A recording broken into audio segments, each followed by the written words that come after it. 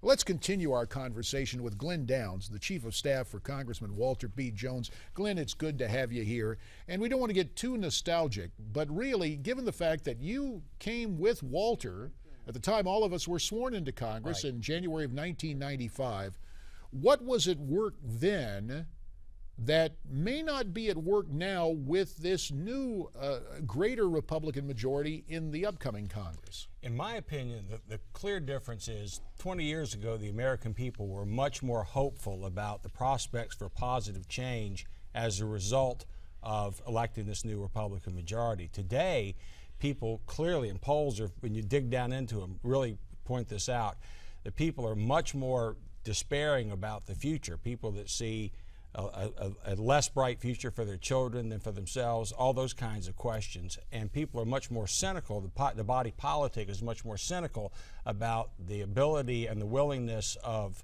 any majority, including this new Republican majority, to do something about that. Mindful of that, and we only have about a minute left here, but I'd like to get your take on it. There's a concern that really it's not so much Republicans versus Democrats in Washington, it's Washington against the rest of the country.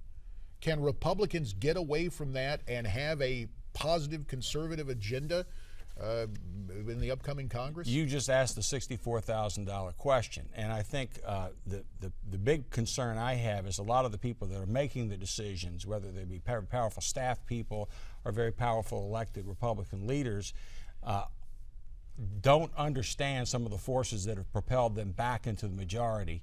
And sometimes, to the extent that they do, they don't like them very much. So that's something people are going to have to come to terms with if we're going to make a positive difference. Fair enough. Glen Downs, Chief of Staff to Walter Jones, we thank you for your time, a look back and a look forward. And now we continue the historical perspective, the fall of the Berlin Wall, the subject of this American moment.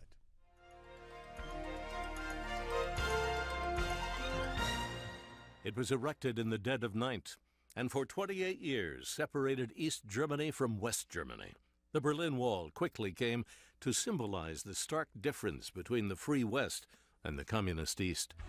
In June of 1987, President Reagan visited the wall at the famous Brandenburg Gate and used the occasion to issue two public challenges to then Soviet Premier Mikhail Gorbachev. If you seek liberalization, come here to this gate.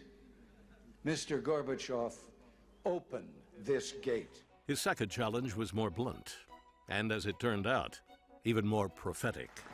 Mr. Gorbachev, tear down this wall. On November 9th, 1989, 2 years, 5 months, and 1 day after President Reagan's famous challenge, that is exactly what happened. Only the Soviets didn't tear down the wall, the people of Berlin did. Once the East German government announced their borders to the West were open, the free people on both sides of the wall worked in unison to chip it away piece by piece until this monument to tyranny was completely destroyed. You're watching An American Moment on Newsmax TV.